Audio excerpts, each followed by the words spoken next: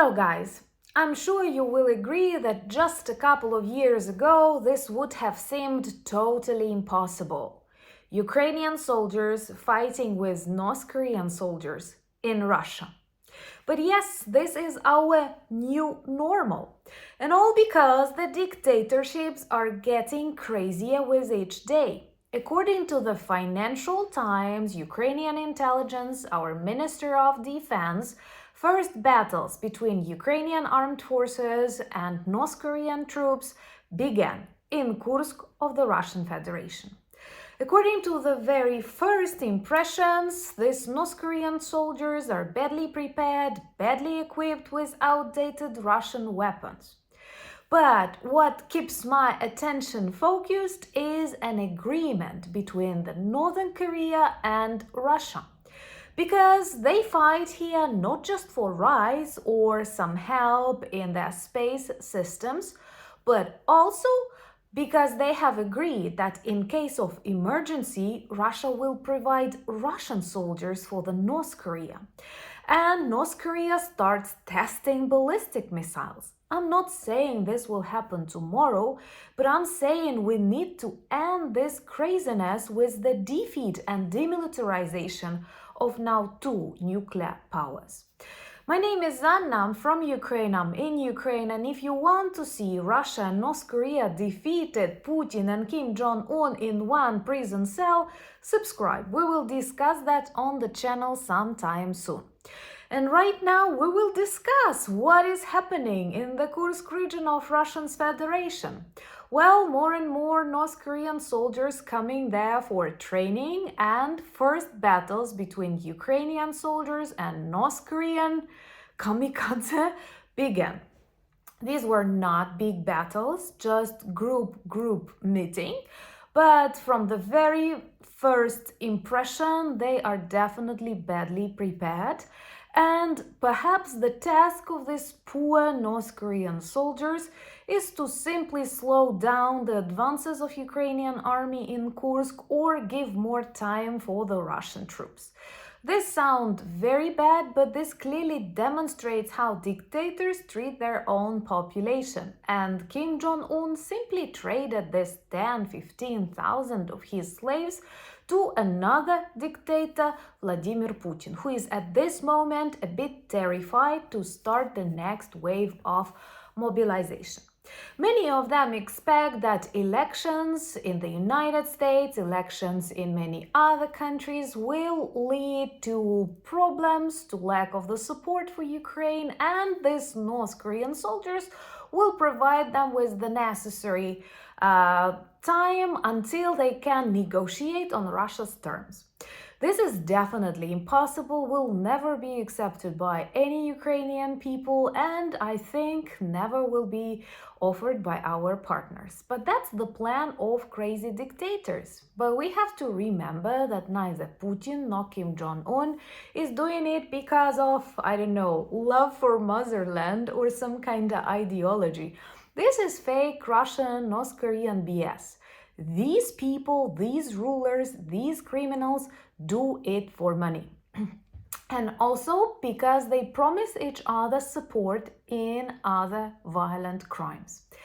And after the visit of the North Korean minister to the Kremlin, we have actually learned more about the agreement between two of these dictatorships. And if Putin still tries to keep low profile about North Korean soldiers, understanding it's not the demonstration of strength, and believe me, lots of Russians are concerned with a foreign army, the second foreign army being present on that territory after the Ukrainian. It's always unpredictable, it is never a sign of strength. But also because some of the elements in this agreement between North Korea and Russia presuppose that in case of need, Russians may actually travel to North Korea and help them fight. Subscribe to see the collapse of all that evil and the return of the world to the new normal. We need that, and here in Ukraine we fight for that. Please share the videos to demonstrate your solidarity and help us debunk Russian North Korean fakes. So this agreement presupposes, of course, food. Lots of rice will be sent from Russia to North Korea. Congratulations. Also, the salaries for these soldiers, approximately $2,000. I'm sure this is money no one ever saw in North Korea and no one ever will, because we do understand the soldiers will not return. If you have doubts, I will connect an interview with Jake Bro, who actually worked in South Korea and know a lot about this part of the world and why North Korean soldiers will never return back from the front lines. What is also important to remember that Russia now helps North Korea with intelligence technologies for the space, like satellites. They were not capable of developing it, but with some knowledge from the Soviet era. Actually, these are not new Russian knowledge, something inherited. Maybe even like Ukrainians were working for that Soviet programs. But anyway, this is bad. If you want normal world, if you want rules to be observed both on the ground and in the skies, don't trust something serious to North Koreans, but that's what they trade with Russia. And most importantly, there is a separate paragraph which speaks about mutual support in combat operations. And this is what inspires Kim Jong-un new tests of ballistic missiles. This day he shoots them like crazy in the direction of Japan. On their news they start speaking they have missiles that can actually reach the United States. I know it is not going to happen tomorrow, but do you remember how we started this video? Could you imagine Ukrainian soldiers fighting with North Korean soldiers in Russia just a year ago, 5 years ago, 10 years ago? So something that seems totally unbelievable right now can become real, especially if we keep appeasing such crazy people as Putin and Kim Jong-un. I am sure that for all sane people it's obvious. They are dangerous for their own countries and for the world in general. So of course, we cannot appease them. We cannot express our concerns. We have to defeat them, because I want to be kind with YouTube policies. And I know we are joking about Ukrainian soldiers offering North Korean soldiers food and warm place to sleep, and of course our soldiers are very humane and they will definitely do that. But if we look at it from this global perspective, it's not funny, because we allow these evil countries unite and break all possible rules. The rules that even they followed like 5-10 years ago, when they were still afraid of some international organizations and rules. But now they have Gutierrez, the head of UN, hugging them after almost 600 Ukrainian children were killed by Russian attacks. Today, the Prosecutor General of Ukraine reported that 2,000 Ukrainian children suffered injuries and 585 were killed. It is a tragedy when one child dies. And this happens in Ukraine like literally every other day. And all because of Russia. All because of Putin. And now all because of North Korean soldiers and Kim Jong-un.